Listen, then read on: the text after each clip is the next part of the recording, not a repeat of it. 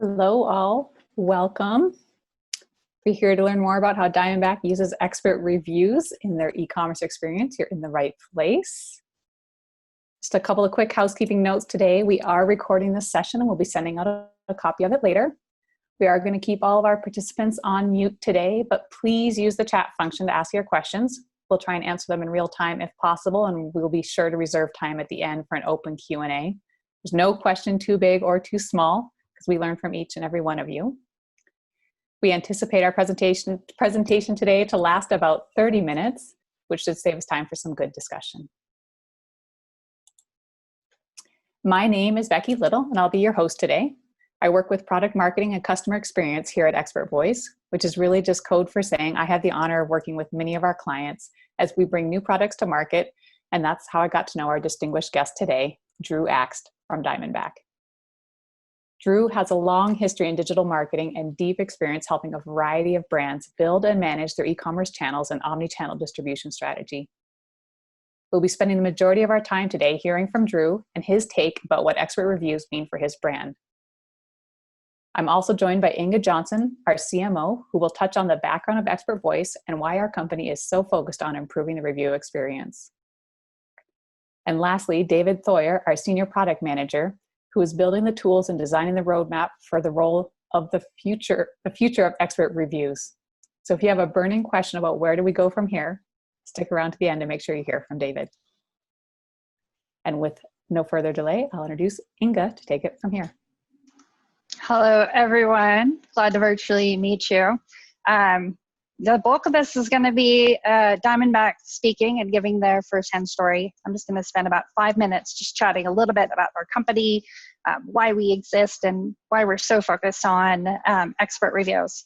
So we exist because consumer and brands are united in this unified goal. Like, everyone wants to have a great buying experience. The type of buying experience where you end up with the perfect product and you turn into a raving fan for that brand.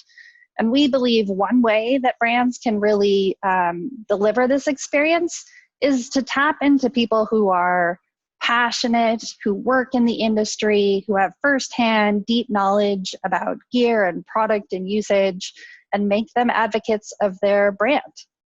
And that's what we've been focused on. We work with about 400 consumer brands. We've been doing this a long time, for about 15 years. And the part of the equation that we've been really thinking about, and it's the same thing that's on every brand's mind right now, is the online buying experience. This year, which of course feels like 10 years in 8 months, online has become the critical channel. So this is the place where, from the boardroom to the manager, everyone's focusing, how do you deliver a great buying experience in your online channels? And traditionally, what has been a tool that consumers have leaned on is reviews. And it is a great tool. It has high consumer adoption. In fact, 95% of shoppers insist on reading online reviews before they make a purchase. And we don't just look at reviews anymore for finding little gotchas on the product. We actually want it to guide us to that perfect decision. There's a huge growth in people not just looking for reviews, but putting the word best in front of it, right? What is the ultimate buying advice I can get, and would it be found in a review? Probably my favorite subset stat of this is that there's no purchase too little anymore for consumers to lean on buying advice. So the words best salt review have gone up 400%, because this is where we need guidance as well.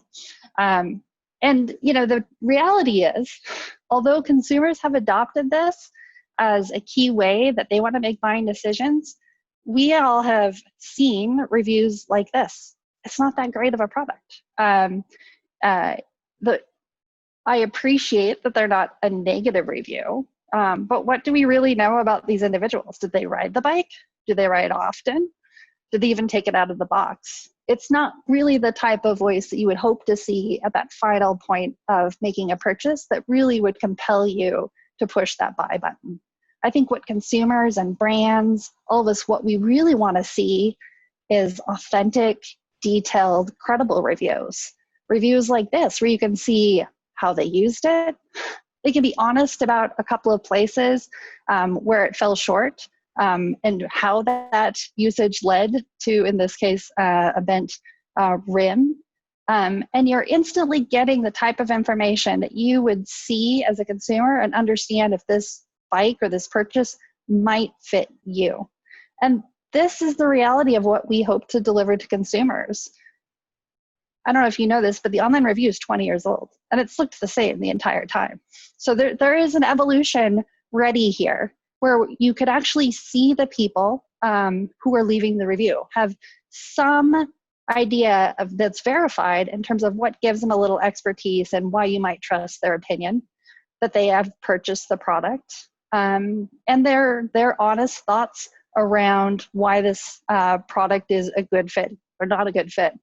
And Drew's going to talk a lot about this and what he's learned by working with us to generate these type of reviews and put them in front of consumers. We have learned over the years that to generate these type of reviews is actually not easy. Because first of all, we don't pay for them. So we've created basically an ecosystem, a community where expertise and knowledge is rewarded, where interactions happen between brand and experts on the product level. We call this, just a sheer geeky level of product knowledge that these people get into. And by allowing this community to pull out the best of each other in terms of really talking about what products make sense for consumers, brands can tap into that in an authentic way. And for us, the idea of getting people to recommend your brand, that's what we call advocacy.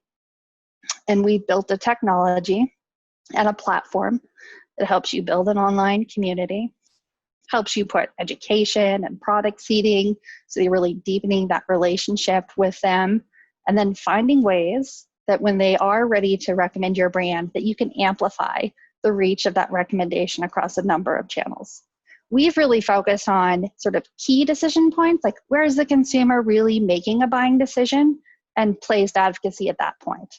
So a number of you know us from our work in retail.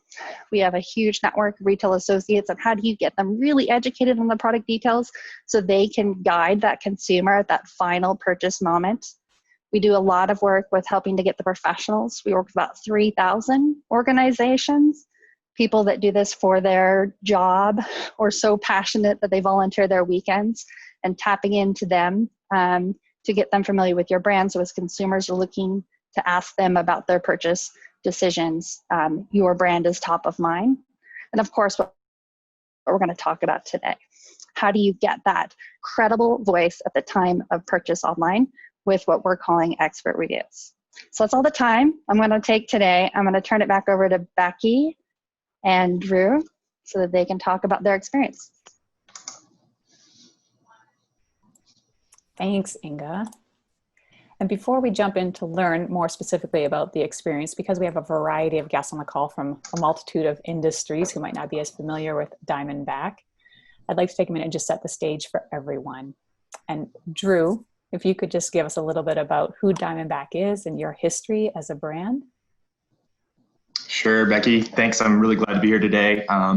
Just quickly about the Diamondback, it's a fairly well-known brand in the cycling community that's transitioned through several different acquisitions and iterations and product focuses since beginning as a pioneer in the BMX movement back in the late 1970s. Until the rise of e-commerce, Diamondback was sold like most other bike brands, especially sports equipment, which was via a singular closed distribution network of brick and mortar specialty retailers, also known as bike shops. But as the internet began to change the way that consumers researched and shopped and ultimately made purchases, Diamondback was on the leading edge of the cycling industry when we decided we had to evolve into an omni-channel approach that included direct consumer and third-party online sales. Now, we define omni-channel as meeting the customer wherever they want to shop by fusing the online and retail experiences together. And this is exactly what we strive for today. We know that our customers research both online and in store. They interact with influencers both digitally, but in person on the trail and in the shop. They may prefer to research online and buy in store or vice versa. But the goal is to be there whenever and wherever that customer wants to learn more about our products and make a purchase. Awesome. And so I think we probably answered, there was a question in the chat about where and how you sell your products. So, How you've grown and changed a lot and evolved as a brand. Can you just tell us where you sit and how that's treating you over these last few years? It's been it's been really positive.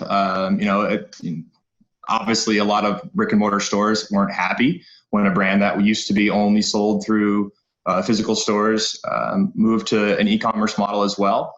But I think today the retailers that are still around have embraced the internet and realized that it's not going to go away, and that consumers' purchasing habits have not stayed the same, and they're going to continue to evolve. And if they embrace that and understand that we can also push business through our e-commerce efforts into their doors and support them as well, and they evolve their business, then they do really well. Fabulous. So you guys have been a partner with ExpertVoice for about 10 years now, and you've been leading the charge with your program, specifically at Diamondback, for the last 2 years. Can you tell us what your partnership, like how that's evolved over time and what your program looks like today? Sure. You can go to the next slide. Yeah. As the rise of e-commerce essentially forced many companies to evolve their distribution and selling methods, so did our use of ExpertVoice. Our original focus with ExpertVoice was to educate and influence retail shop employees. Anecdotally, we knew that retail employees had the largest effect on consumer purchases inside physical stores. And ExpertVoice helped us to both educate these individuals and to get our products into their hands, with the ultimate goal of converting them into brand evangelists. Now it's not just about product education and seeding products to a targeted demo at a discount. It's about measuring and proving the ROI of these programs. It's about collecting feedback and gathering user-generated content that we can leverage elsewhere. At the end of the day, it's about selling more bikes. And that's what we all want, right? To sell more full-price things to our consumers. Exactly. So the slide we're looking at here is a screenshot of what your experience actually looks like inside the ExpertVoice platform. As a brand, you decide which experts have access to the education and discounts that you create. But your program also now includes a biannual NPS to help you keep tabs on trends and expert sentiment. You have a very rich content experience with beautiful and engaging custom video that features real-life experts. You run frequent promotions inside the platform to keep Diamondback front of mind. And of course, the opportunity to purchase product with a discount that varies depending on the credentials of the expert. What has this robust program structure meant for you, because it didn't evolve overnight, in terms of growing your engagement and working towards your goals of increasing user-generated content? Yeah, the presentation of Diamondback on the ExpertVoice platform is really key to getting members to engage with us.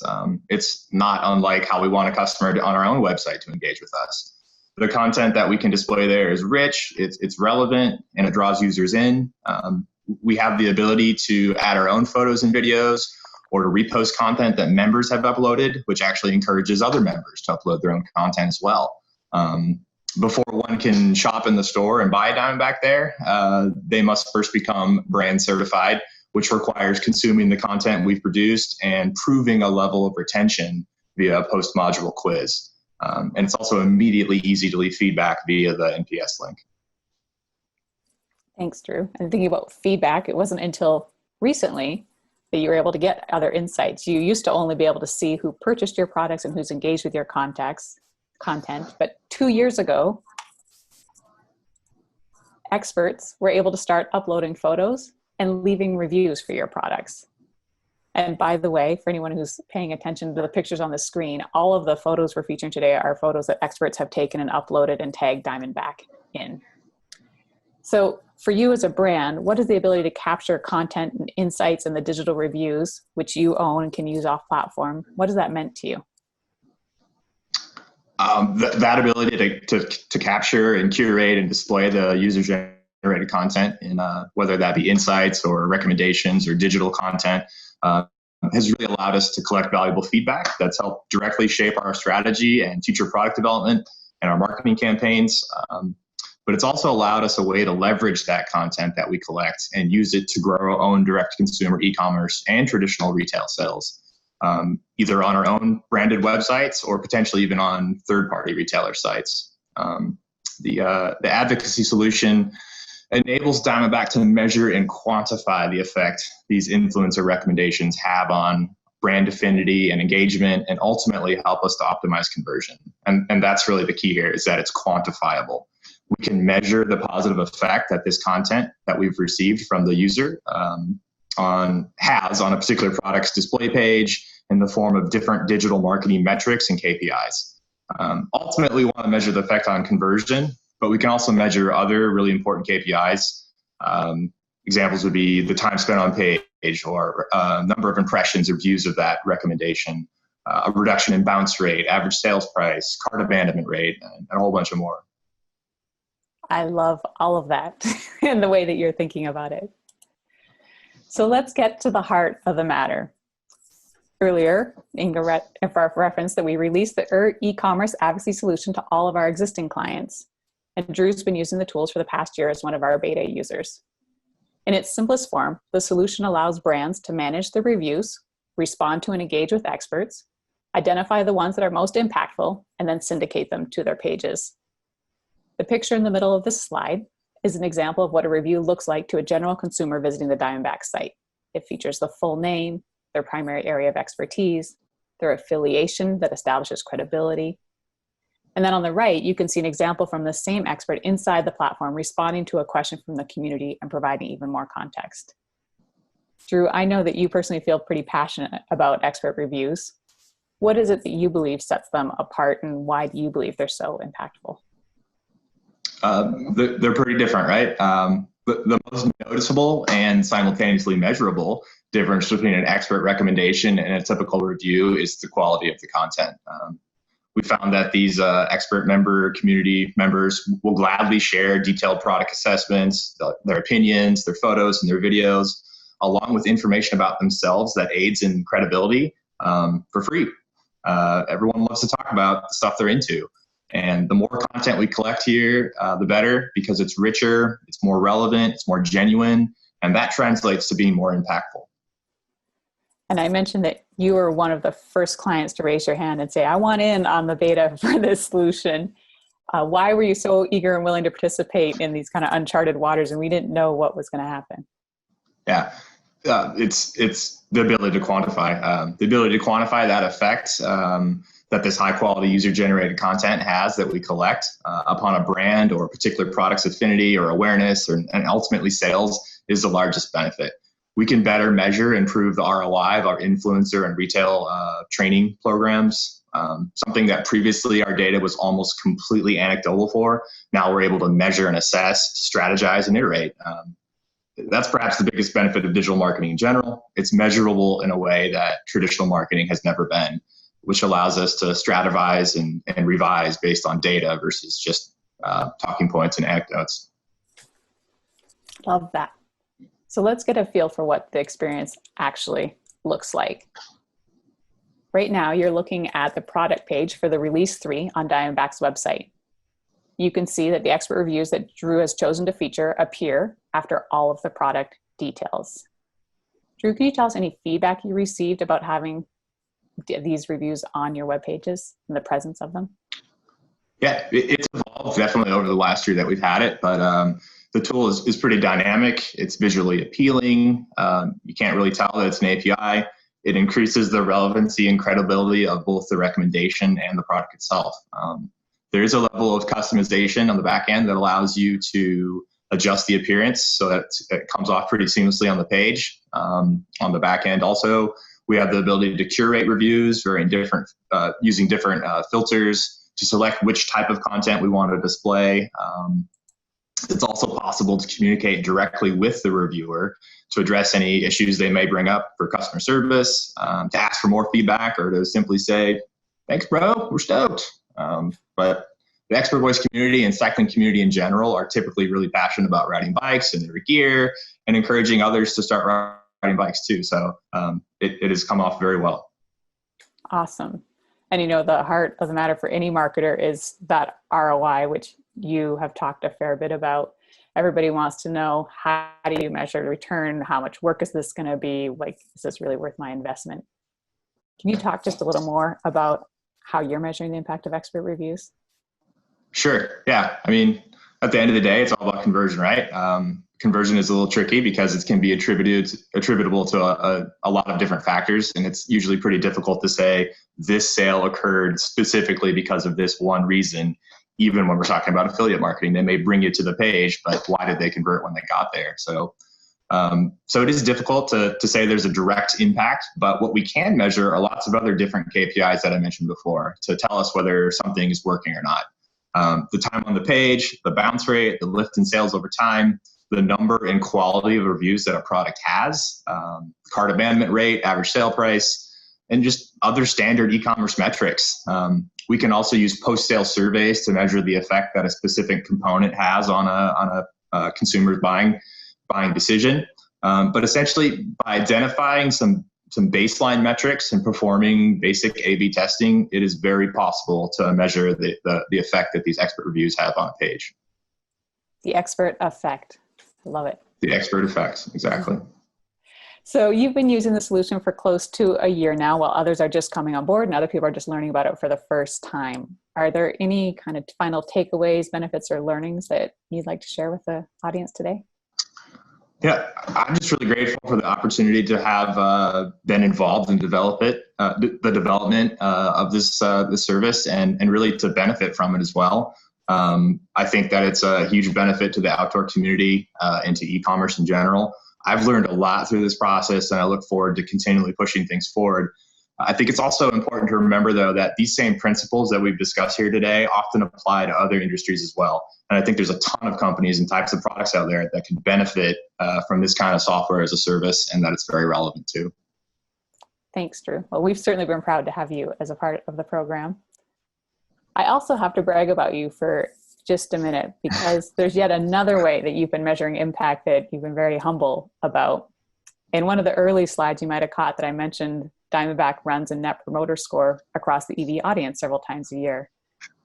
And their investment in telling the Diamondback story and getting product in the hands of the right people and engaging with them and building that community has resulted in a 30-point increase in their net promoter score inside the ExpertVoice community. And now with you having greater visibility of what those experts are saying about your brand, I can only imagine how that's translating off the platform. So kudos to you. Thank you. I cannot take credit for all of that, but it's really good to see that things are occurring the way we would like them to. So we're going to shift gears a little bit. For those of you who are piling up your questions, please feel free and throw them in the chat, because we'll get to them in just a few minutes. But we spent the majority of our time talking about the state of expert reviews and building advocacy in your e-commerce channels. Before we jump to Q&A, I want to introduce David Thoyer, who's the mastermind behind bringing these tools to light. I've asked him to share quickly where these tools are headed in the future. So welcome, David. Thanks, Becky. We are very excited to leverage these expert reviews that we capture in more ways and in more places to help consumers make better buying decisions.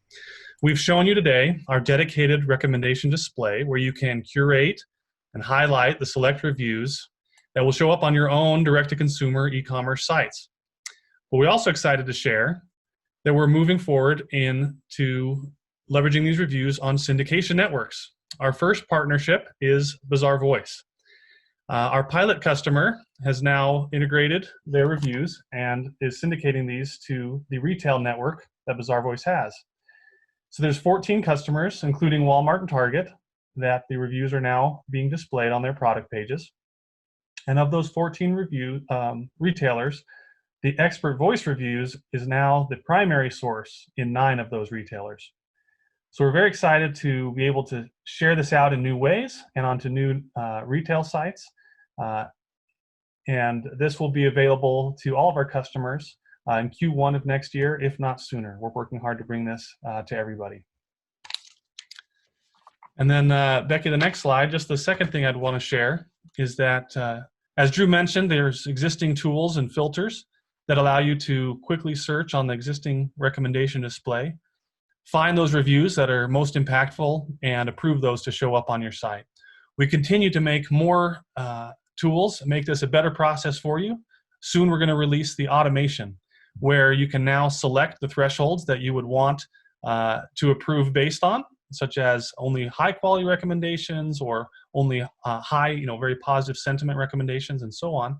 Set those thresholds, turn automation on, And automatically we will go through, find those reviews that meet your criteria, approve those, and syndicate those out to the recommendation display. So they'll automatically happen, and on an ongoing basis, as new reviews come in, we'll be able to approve those for you and have them show up on your sites. Thanks, David. If you couldn't see, Drew was giving you a big thumbs up because yes, our initial beta users had to manually curate and decide which reviews they want to feature. And the number one request was, hey, is there a way to make this simpler and easier and more scalable as reviews keep coming in and in? All right, so looks like we just have one question in the chat that I'm aware of. Derek's asking, and I think this might be towards Drew, but we might need some clarification, Derek. It says, your marketing team is using Expert Reviews platform for web analytics. Oops, hang on, you just scrolled off my screen. Is this opposed to using, say, Google Analytics or in addition to a website-specific analytics platform? So I think the question is, are you using any kind of analytics around Expert Reviews? And I can talk to what we are able to measure on our side. Sure. Yeah. That's a great question. And yes, I use Google 360. I use Google Analytics. Obviously, I get a lot of insight from our ExpertVoice platform of ExpertVoice themselves. In the back end, their advocacy platform has a lot of amazing metrics that you can talk about, not just for the reviews, but for sales, for what people are saying about your brand, all sorts of stuff like that. But yes, you definitely still need to have your own analytics set up for your own website. And we use Google Analytics and a couple other third-party softwares along with ExpertVoice as well.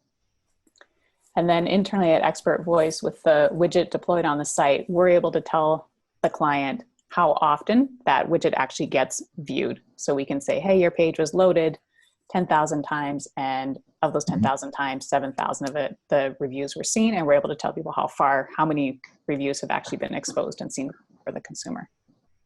You can also change where it's on the page if you want to make it above the fold or below. It kind of depends on all the different things, but that's a positive thing too, because when you have a page like our website is set up currently, there's a lot of scrolling down that you would need to do as opposed to tabs. So just navigational stuff. Thanks, Drew. And it looks like we answered Derek's question. There's another question about, do expert reviews carry more impact to your business strategy and decisions over other content? For example, Seth has a huge following. Do you weight the feedback from his channel over ExpertVoice, or are they weighted differently? That's a great question. They're two different user groups, I guess I would say. And Seth's audience, the demographic is really young. When I'm at an event with Seth, there'll be a throng of 12 to 16-year-olds just following him around like the Pied Piper all day. And he really speaks to that audience. And obviously that's a category that we really want to start riding our bikes young and continue having them be a brand evangelist as they grow older. I would say it's tough to say we weight one more over the other. I would say it's much easier to get the ExpertVoice feedback because it's a direct line into we have much greater visibility of the feedback, but obviously Seth is a really phenomenal guy who's very talented with a great following. And he's been also very instrumental in his audience and followers have been really instrumental in helping us decide what we should make moving forward and what it should look like. So all of that, anywhere we can get feedback is great and we'll take it. Thanks, Drew. Appreciate you being on the spot for us too. Yeah, we have another question that's more technical, tactical in nature about, are the consumer reviews added via the web API on Diamondback site at each page a product is listed, or is done through, say, an ExpertVoice directory or product's website? And Drew, you can probably talk specifically about how you did it on your site, and then David, you can talk about how it works for a variety of different clients.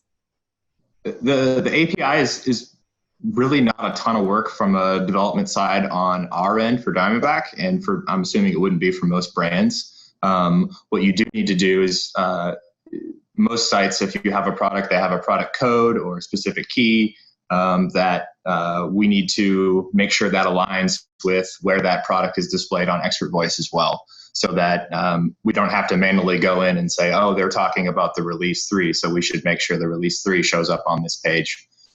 this review shows up on the release 3 page. It should seamlessly flow like that if everything is set up correctly. But it's also possible to say, I want this review for one product to show up on another product's page because it's quite relevant to that product as well. And for us in the cycling industry, when we have different model years, it's perfectly appropriate to say the 2019 version of this bike, that review should also show up on the 2020 version of the bike, because they're very similar and it's still very relevant to that consumer.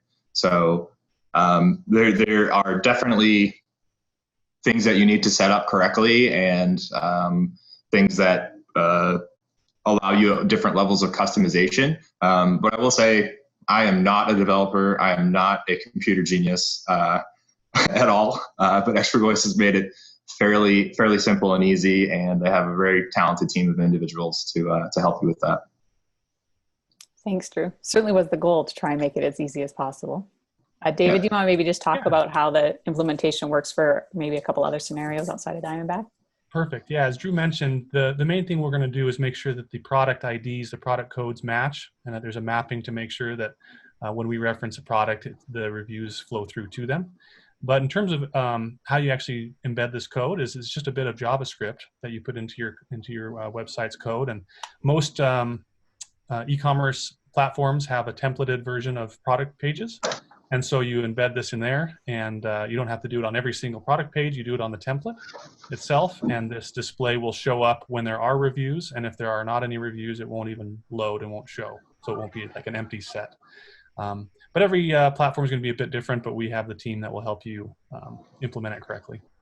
Thanks, David. And it looks like we might have maybe misinterpreted the question. They want to know actually ultimately where the reviews are created. And the quick and simple answer to that is that inside the ExpertVoice platform, when an expert purchases, they're prompted to leave a review. They get a follow-up email 30 days after purchase. It floats actually in their feed in the home screen after they've purchased something. The product card will show up saying, hey, share your thoughts, tell us what you think. So the reviews are actually collected inside the ExpertVoice platform, which is how the brand is then able to manage them, curate them, and respond to them. Katie, you asked a loaded question about the best practices for getting positive reviews from experts. We're working on a whole set of webinars to help clients with this very problem. But in short, and Drew, you can pipe in if you have other things you want to add, but in short, the best way to get your experts engaged is they have to be knowledgeable about your brand. They have to have, tasted, tested, felt, experienced the brand. So, we recommend that you're engaging with your experts at least a couple of times a year, providing them content that gets them excited, that feels different and special from what they find on your website, and that they have the opportunity to experience, if they're lucky, before anyone else in the world, but if all else at a price point that they can afford and that makes them know they're getting exclusive access. I don't know if there's anything you want to pile onto that, Drew. I think you did a really good job of that. Yeah, having content that's relevant to the customer, making stuff that they want to buy and use is a really big part of it. But I think, honestly, like I said, folks, particularly in the cycling industry, they're passionate about bikes. They're passionate about the gear they ride, and they want to talk to somebody and tell them why they bought this over that and what they've thought of it since they've had it the last 6 months. And I think providing that person with the ability to directly essentially contact the brand. I mean, it's different than, say, just writing a comment on an Instagram post or writing something on a Facebook post. It's not something where they're just going to say cool or not reply to you at all. You can completely decide if you want to reply to every review, only some of them. It's kind of up to you as the brand, but I think just the fact that they know that they literally have a direct line into the company to say, hey, this is what I liked about it, but this broke after the first ride. What's up with that? That's valuable to us, and I think they recognize that that's genuine. And in our content, we also make it very clear that we want your feedback. Please tell us what you do and don't like, because ultimately we're making bikes for the riders, and if we're not making what they want, then we won't sell bikes and they won't have something cool to ride. So tell us what you want. And Kyle's asking, how does ExpertVoice incentivize experts to participate in the review process for the various brands that use ExpertVoice? And just like Drew said, actually, when we rolled out expert reviews, we just kind of launched it into our home feed for experts without giving them any direction, without telling them about it. And they just started to roll in, and then that's just started to amplify and grow and grow and grow over time. There's no incentivization, there's no quid pro quo, there's no requirement. They do it authentically because they're excited to share their passion and expertise. Yeah, I'll back out in the sense that, like I've said, people love to talk about the things they're into and they want to share about it. And we do incentivize. You have to watch our content and take a retention quiz to be able to make a purchase, but there's no incentive to leave feedback whatsoever. We just ask for it and they give it to us. Thanks, Drew. It looks like I think I've answered everybody. If I missed you somehow, please pop it right in the bottom and it'll give me a new message notification. But if all else, then we'll wrap things up today. Thank you so much, Drew, for your time. Thank you, Inga. Thank you, David. Thank you all for your great questions. I love learning right along with you. It helps me as the product marketer know what we need to be talking about and where we might have some gaps. If you have any other questions, please feel free to reach out to your AE or you can contact us through our website. Thanks all. Have a great day.